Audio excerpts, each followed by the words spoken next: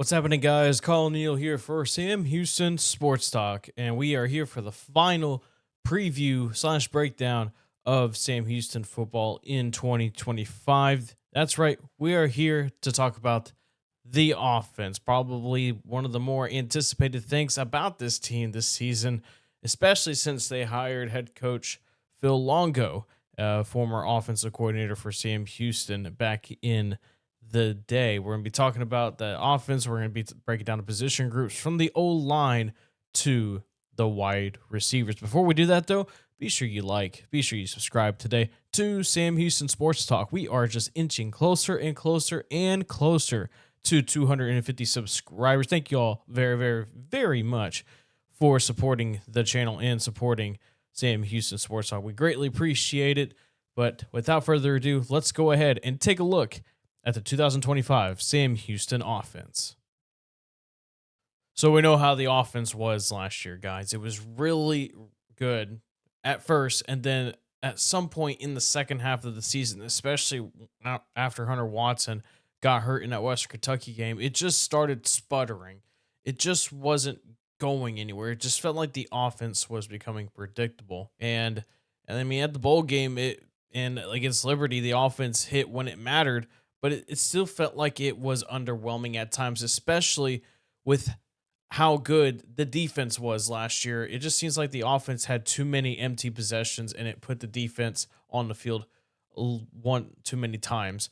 But you know what? This year, bringing an offensive-minded head coach in Phil Longo, Sam Houston, offensive coordinator from 2014 to 16, and despite the time, again, this has been kind of a theme that we talked about through special teams preview and defensive breakdown preview, is the fact that they just didn't have a lot of time in the portal to acquire guys, it seemed like. But the thing is, though, and Luke agrees with me on this, they honestly did a pretty good job, and there are a lot of interesting guys on this year's squad. I think so too, Colin. There's a lot of interesting guys on this side of the ball that I think that can make a really big impact, both playmakers and both up in the trenches, right? So a lot of interesting cats that you think, hey, can really make a difference coming to the season with this Longo offense. And despite losing one of your best wide receivers in Simeon Evans to the transfer portal, he went out to UNT. You lost Ethan Hagler, your center, to graduation, and you lost basically almost all of the running backs that played snaps last year. Jay Ducker transferred to Temple. John Gentry transferred out. I don't remember where. DJ McKinney, who was a breakout freshman star, a bulldog runner, he left and transferred to New Mexico. And you also lost tight end Elijah Sohn to graduation, but you still retain your quarterback one from last year, Hunter Watson. You still got some tight ends right behind Sohn that were right behind Sohn for last year, Fernando Garza and Thomas Jewett. And on the outside receivers, you still have Malik Phillips, you still have Quavis Humphreys, Michael Phoenix II. And honestly, I think they rebuilt the running back room pretty well, and we'll get to that in a moment. But first, probably the group that's returning the most production, the offensive line. Let's get right into that right now.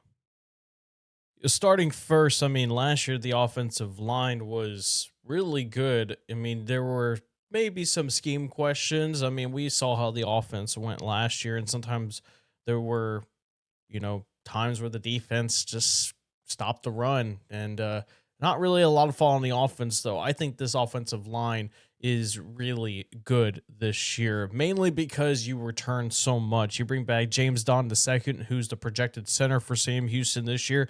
You bring back Colt Dietrich, whatever it is. I don't care. This guy can play ball. A big left tackle. I think he's going to take another next step this year, even though he took a next step already last year. I think there's levels to this kind of thing with Colt Dietrich. And you also have Luke Eckert, who's going to be apparently transitioning from being a tackle to a guard on the inside, which he has good size. And I think that's a good idea, just to bring some size in on the interior. Then you have Rhett Larson as well, who's returning. He'll most likely move to that right guard position if James Don moves on over to center. You have some size, but the thing is, though, you also bring back a lot of experience. And I'm not going to lie, I really like what this room could bring in 2025, and so does Luke. I am too. Yeah, and this was a group that I think kind of grew into themselves last year, and kind of really towards the end of the season, we really saw them, really dominate in the trenches, running the ball down the stretch through that bowl game. Yeah, and you already mentioned the Cats, right? You already mentioned James Don the second. Luke Eckert, right?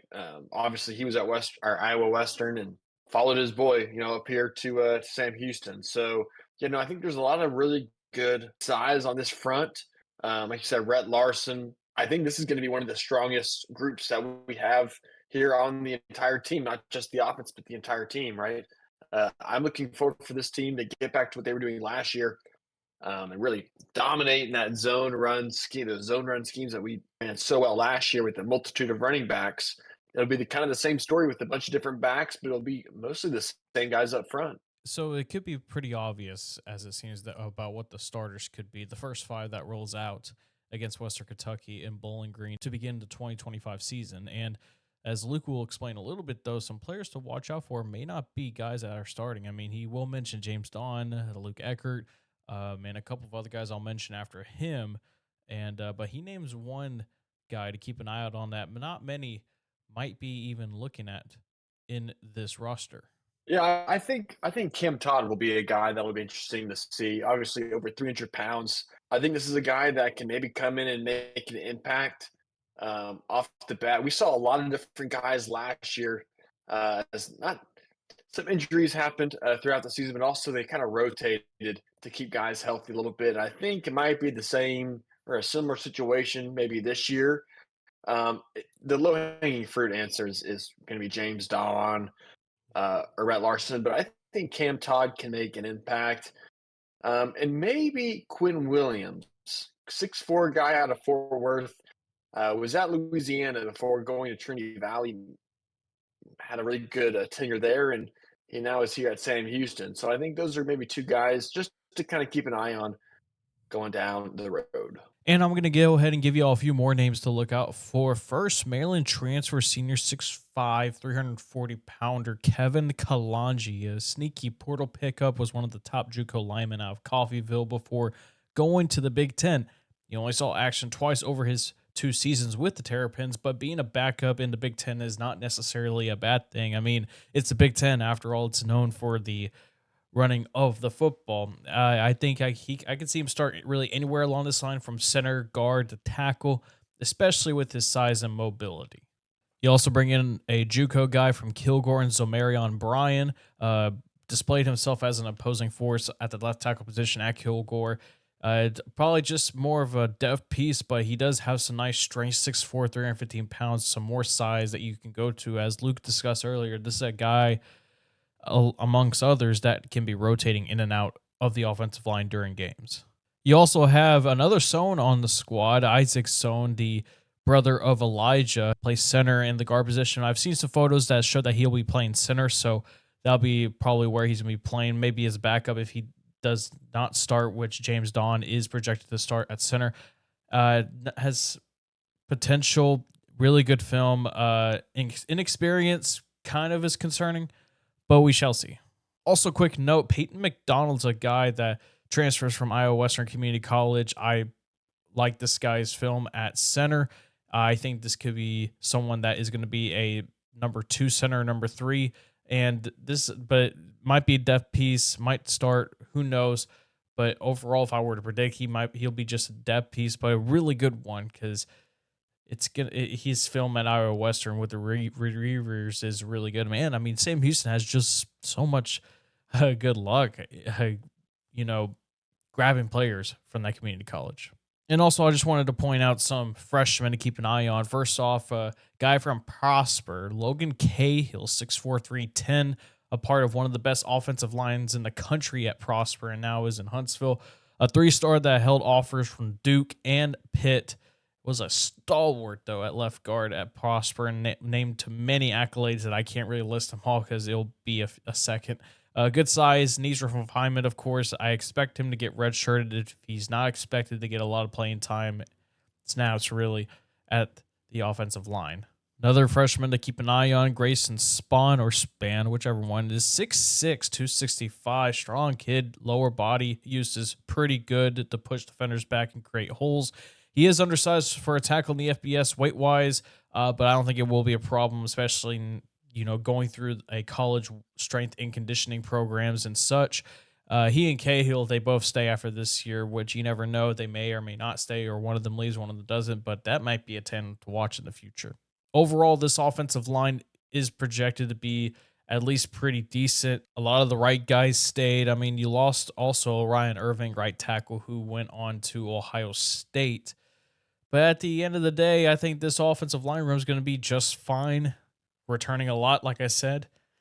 And I don't know how much of a factor they're going to play in this. I mean, they're obviously going to play a factor, but with how fast tempo Longo's offense is, the one thing that is going to be tested is how long they are going to give the quarterback time, which they probably a lot of the majority of the time they probably don't need to give him too much time because it's either going to be fast tempo or short pass concepts or whatsoever. But either way, a lot to be excited about with this line this year. Let's now go ahead and real quick talk about the tight ends. Obviously, tight end room is pretty small, so we can kind of go over every single one of them real quick. I'll give you the names to look out for, or all the names rather, I should say. And Luke's going to give you some guys that he's looking out in that tight end room. First, you have Austin Smith, who transferred for last year from Memphis, physically an imposing tight end. He's been on special teams as well. He performed really well in spring ball camp, as noted by DCTF's Carter Yates a few months ago. 6'5", 240. I think pretty good size guy to keep it around. Rayfield Lawton's a guy transferring in from Mississippi State. 6'6", 240. He's versatile. It's interesting because he has not played a down of football since he got to college. He was recruited to Mississippi State, albeit they don't really have the best college football reputation in recent years, but you don't get recruited to the SEC for nothing. His versatility is a must-need in a tight end room that lost Elijah Sohn. I really like this guy. You also have redshirt freshman Cooper Stevens. He was a guy that was interesting in fall camp last year. He's a great blocker down the field, as you can probably see in the tape. Can catch in traffic, hard to bring down. Will have a shot this year to get snaps. And like last season, if anything, though, he could be just a depth piece in that tight end room. And then you bring in a guy like a Dylan Burke, 6'7", 255, true freshman. I mean, his 6'7" frame is the most eye-catching thing about Burke. Played basketball as well in high school, predictably. He's gonna need some time though to kind of develop, not just football-wise, but also physically. Grow more into his frame. I expect a red shirt, but this is a guy to watch in the future. And then you return a guy in Thomas Jewett, who we've heard so much about. Still haven't quite seen him get the playing time that we thought he is going to get. Again, 2025, we'll see. Versatile guy. Heard some good things about him. And then you return Fernando Garza III, who transferred in from Texas A&M last year. Solid tight end too. He originally entered the portal, but seems like he and Longo have had a conversation with Garza, and he decided to stay. In my mind, it is very big for him to stay put here in Huntsville. He could be a decent pass catcher, but he showed that he could be a really good run blocking tight end as well. Here's Luke on some guys he's looking out for. Fernando Garza is obviously kind of the name that everyone will recognize. Played a lot of snaps as kind of that second or third tight end, usually a more of a blocking presence, but was able to touch the ball a little bit here and there. This is the group that you're talking about that we just don't know as much about, because you're missing Elijah Sohn now. So now who's going to take up that more receiving threat? One guy that does stand out is a little bit is Dylan Burke, 6'7". I mean, the dude's huge. He's just a freshman, so I don't know if he'll be able to play as much. But I think we're going to see a combination of Garza, Lawton, and maybe a little Austin Smith, but I think it'll be Lawton and Garza. I think this is an interesting concept because, like you said, Coach Longo does like to use a lot of tight ends, and so I think he's got a solid room here, full of red-shirted guys, full of experience. So I think there'll be kind of more of just who takes it, throughout the season, who makes that number one, that great impression, and that'll be your guy. But I think we're going to be looking at a season where you could probably see, 3 or 4 tight ends all make an impact in some sort of way. Moving along in the offensive preview, and if you have not already, be sure you subscribe today to Sam Houston Sports Talk and follow us on all of our social media platforms. Links are in the description. And if you are curious about more about this Bearcat team in 2025, check out the special teams and defensive previews as well. Let's go ahead and move into the wide receiver room. This room is going to be the second, in my opinion, most important group of the offense besides the quarterback position. You return a few guys in Michael Phoenix II, who at the beginning of the season did not see a lot of playing time at first, but as the season went on, he got some more reps and showed out. Sometimes, though, he would make some interesting decisions. Ball security is a bit of a question, but I think he'll be fine. I think he's going to thrive underneath the system, as well as Quavez Humphreys. He's another guy that, they brought in 2023, but was not able to play due to a preseason injury. And then he showed out immediately in 2024 when he got that first touchdown against Rice. And then as the year went on, he didn't see a lot of reps and targets, which was a very interesting case to say the least. You also bring back guys like Lonnie Atkinson and Malik Phillips. And then you look at the transfer room, probably one of the more exciting transfer portal acquisitions on this team. First, you bring in Caleb Black, a Klein Oak High School guy, transfers in from Arizona State.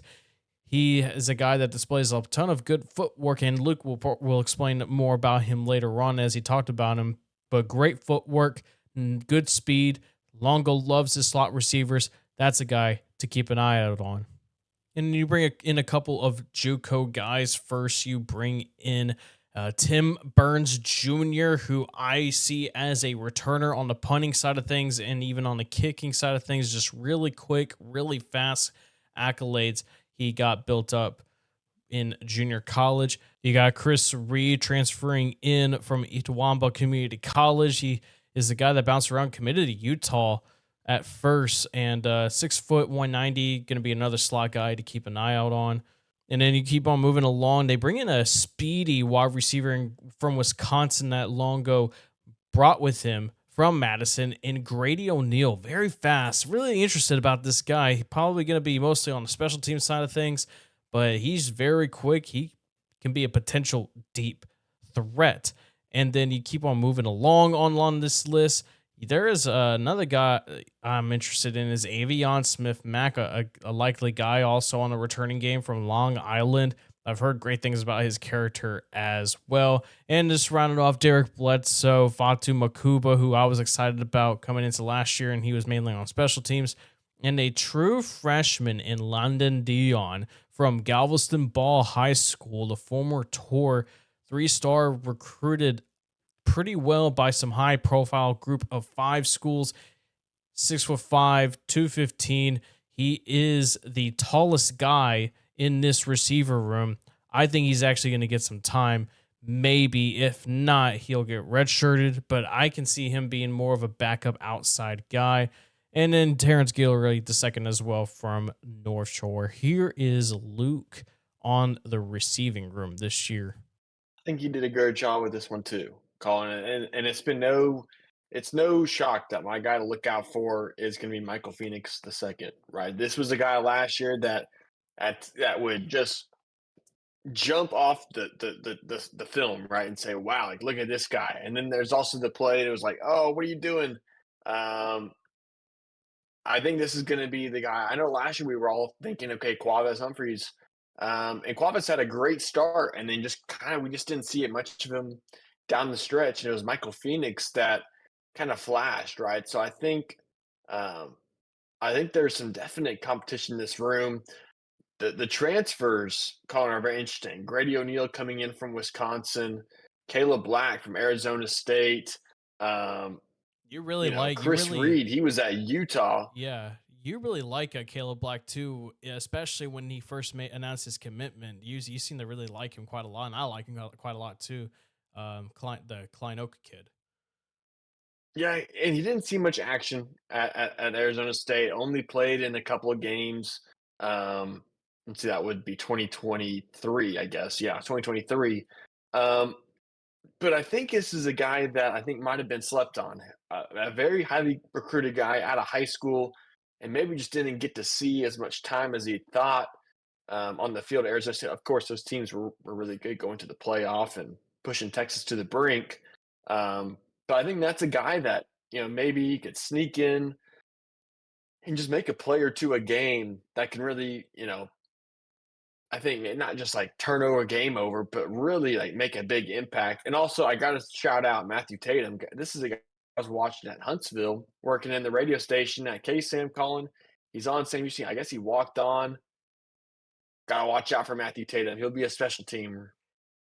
Let's now take a look at the guys behind the quarterback in the running backs. This was a room that got absolutely gutted last year, and it's no secret that they desperately needed to rebuild that running back room. I mean, they brought back guys like a Trey Taylor, Adrian Murdaugh, Landon Coco Brown, but they needed some experience that they needed to bring in there, and they did. Here is Luke actually on the running back room, and he seems to actually like it quite a lot this year. Yeah, it's definitely a rebuilt room, right? And a lot of experience. There's kind of that trait that we've seen this roster take place. It's a lot of old Power Five guys, maybe looking at their last year, or maybe an overlooked Power Five guy that didn't get much playing time, and now they're here at Sam Houston, right? And it's kind of the same exact case here in that running back room.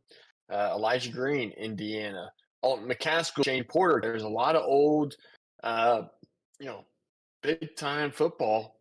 Now down here at Sam Houston, looking to make an impact. So I think this is another room just like last year, you're going to see 3 or 4 guys get a solid amount of carries, and then as the season will go on, maybe that whittles down to 2 or you know maybe just 1. Last year it was Gentry, McKinney, and Ducker to start, and then it just kind of fell into Ducker and a little bit of McKinney at the end.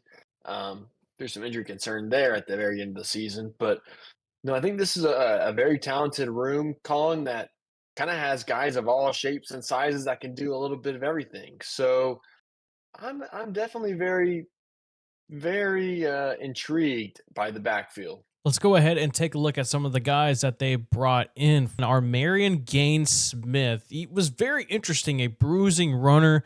I wish there was a way to find out how many yards after contact this guy has, because it is going to take more than one person to take him down. Not afraid to go up the middle, of course. Trust the offensive line to do their thing. Once he finds that hole, it is usually a done deal. He'll rack up the yardage. He also serves as a nice pass protection running back, where he could be a guy you put on third down. We'd love to see how he did this fall. Again, just the more guys that can do anything, the better. You also bring in Southern Illinois transfer Jarian Parker. It's intriguing with how deep the running back room seemingly is. Once we mention the other guys in a little bit, I think they might intend on redshirting Parker because he hasn't redshirted yet to not waste a year of eligibility, because I really like this guy. He nearly had back-to-back 1,000-yard seasons in high school with nearly 1,400 yards in his senior year before going to SIU. Hardly got offers out of high school, but still ended up playing Division One. Guy is fast, and once he finds the space, he is gone. Displays nice patience, going to learn under these kind of veterans, that's for sure. First up, when it comes to the veterans I mentioned, very polarizing in a way. Transfer portal pickup in Alton McCaskill, 2021 American Freshman of the Year at Houston. And he, unfortunately, though, has not come close to that level of production. He probably shouldn't have left for Colorado.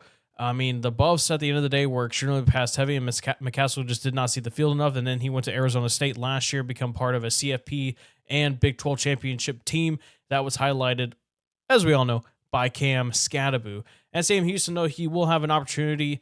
I don't know if he's running back one or not. He might be a third down guy. It is a wild card, that's for sure. Power, speed. He also gets to play a lot closer to home, as he played at Oak Ridge High School in Conroe. Honestly, low risk grab. I like it, though, for the potential that McCaskill brings to this team. Former wide receiver that walked on at Kansas State, and then went to UNT, converted to a running back, and added 30 some odd pounds in Shane Porter, Friendswood, Texas native, literally around the corner from me, as Luke will note on later in this one.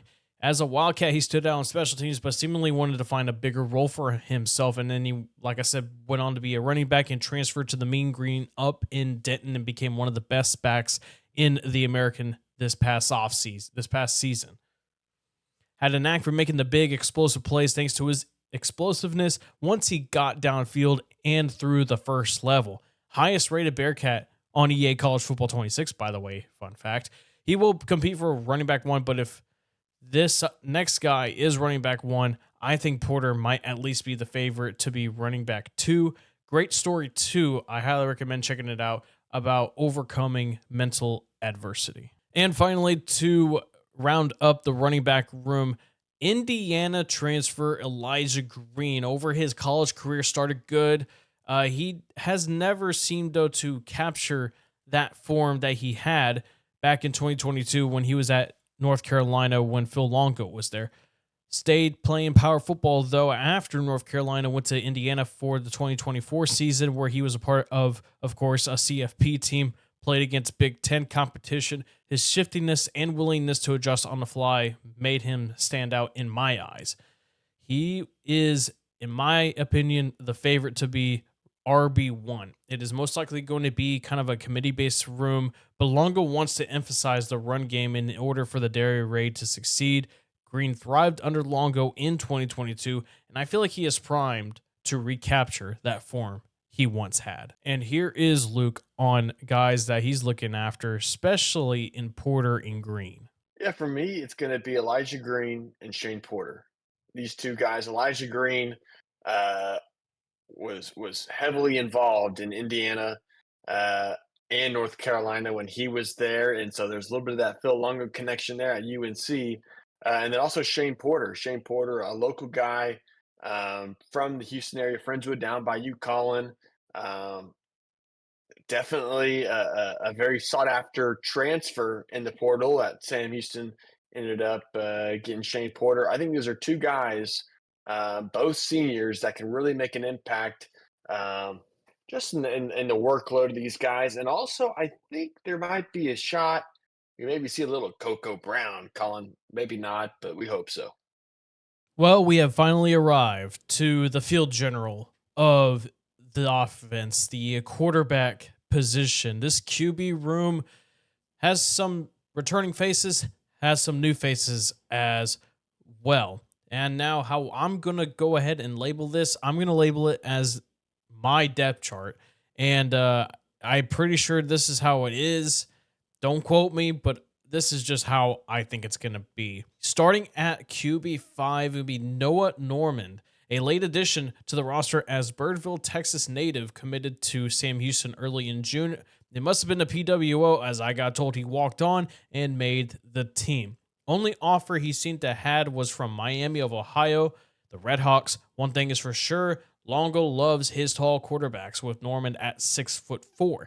Norman, though, still has a lot to do in his development, more so on the physical side. He gets some time to develop some muscle in the upper and lower body. At least what I see, of course, I could be just flat out wrong, but nonetheless, if you want to survive at this level, you need to pack on some muscle to take some hits that are going to come your way, no matter who you are. I highly expect Norman to get a red shirt where he can take time to get stronger and adjust to new scenery, and also learn more about Longo's system. QB4 is going to be DJ Bailey, two-time state champion from DeSoto, redshirted last year, but for me was impressive in fall camp when it came to his pass accuracy. Bailey has slimmed down to complement his 5'11" frame. Honestly, still surprised he did not transfer following the fallout of Keeler leaving. With an arm like his, he would live well in an air raid. However, what holds him back is his height and the fact of not being a Longo guy as well. A QB could be one that can throw, but it does not necessarily mean he could fit a system such as Longo's, the Dairy Raid. He has talent.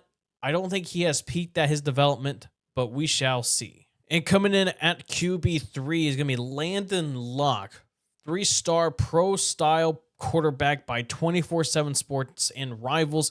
and passed for over 2,000 yards and 20 touchdowns as a junior. Did not play most of the 2024 season because he suffered a torn ACL early in his senior season. He was offered by SMU, Cal, Tulsa, Miami, WKU even, Duke, ECU, Rice, and UNT. Most likely not going to play in 2025. He will most likely get redshirted as the top 2 QBs have been established this year, and he was still wearing a brace on his left leg in training camp. I don't think it's that big of a deal. I don't know if he's still recovering or not. I'm not a medical expert by all means, so I'm going to refrain from speculating. But in my opinion, he's going to compete for quarterback 1 in 2026. DCTF guys were also talking about how he has one of the best deep throwing skills in the state. He decommitted from Wisconsin and followed Longo to Sam Houston, so it should say quite a lot. QB2, the first big acquisition, portal, or recruit-wise that Longo got when he first became the head coach of Sam Houston. Maybe Matoyer. His high school resume is as good as you can get at the Woodlands in Texas 6A. 4-star recruit, and Longo was able to get him to play at Wisconsin, which doesn't happen pretty often with Wisconsin bringing in guys from Texas. His arm strength is nothing to question about. It looks smooth, effortless, stays calm under pressure, but he will sometimes make interesting decisions and sometimes seem a bit hesitant. And when he does make a passing decision, he will most likely get bailed out. Ran quite a lot, can move and run hard, but I rather he plays it safe at this level, considering the physicality at this level. But he has grown some muscle, especially in the lower body, which I'm very proud and impressed to see.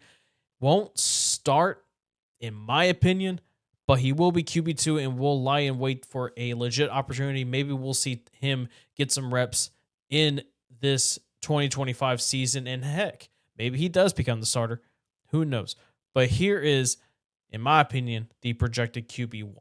Hunter Watson. And I was wrong about Watson last year, and I'm not disrespecting him again. Dude is a baller, tough. My thing with him was always his arm, his throwing skills, but that made me blind to how good of a runner he is. With Longo coming into the picture, I figured he'd transfer, but Watson staying could mean the difference between a rough first year under the Longo regime and a potential bowl game. Veteran presence is key to this year's team, and it all starts at the field general. I am still concerned about Watson's throwing ability, but Longo's specialty is the QB position. And guess what? When I saw him in training camp a couple of times this year, I was impressed with how better his mechanics have gotten, the refinement in it, and just overall looks like a better thrower of the football. It helps a lot, not overall in the offense, but also Watson himself to not be put in any more danger, as he was not 100% all of the second half of last season. And honestly, I think Watson deserves it, especially with what Luke says about Hunter Watson. Yeah, and remember, this was a guy coming into last year that he was competing for that number 1 spot, and just flat out beat Bauer, right? And really impressed very early on that first game. And he got banged up throughout down the stretch, and then really came back strong, kind of at the very end of the season. And we could see him, kind of trying to get back to what he was at the very start. And this is going to be as healthy as he's been, right? Yeah. Coming into this season, obviously a national champion at the JUCO level, won the New Orleans Bowl last year. Colin, we're riding with Hunter Watson coming into this season. This is Hunter Watson's team. This is his team. This is his baby now. So we're rocking with Hunter Watson. To wrap things up here on this offensive preview, no matter what happens, really, whoever is QB1, whoever is RB1, whoever starts along that offensive line, whatever. The fact that you bring in a guy like Phil Longo to lead this team for hopefully a good long while, as again, this team is still transitioning in the FBS level. I mean, on paper, yeah, they're eligible and all that. Last year, though, was a very big step, and the school administration, athletics department needed to make the right decision in order to not only continue success, but also find a way to build for success in the long term, because that's how this team is going to be successful and how this athletics department is going to thrive. And overall, it's going to be very interesting to see. And Luke had this to say about the offense overall. Yeah, I'm expecting them to throw the ball in quite a bit, right? We know what Coach Longo likes to do, and I think there'll be some growing pains. I think early on potentially because this team was really predicated on the run last year. But I think with all of the speed on the outside, I think with the element of your running backs, guys that can catch the ball, not just run the ball, but catch the ball too. I think this is going to be a team looking to score a lot of points in a lot of different ways here coming up this next season. So we'll wait and see. And that'll do it for this offense preview for 2025 Sam Houston football. If you like what you saw, heard, whatsoever, however you consume this content, be sure you subscribe today and follow us on all of our social media platforms. As always, guys, eat 'em up cats. And that finally does it. Man, I just can't really take into account how much caffeine I've consumed over the past few days, that's for sure.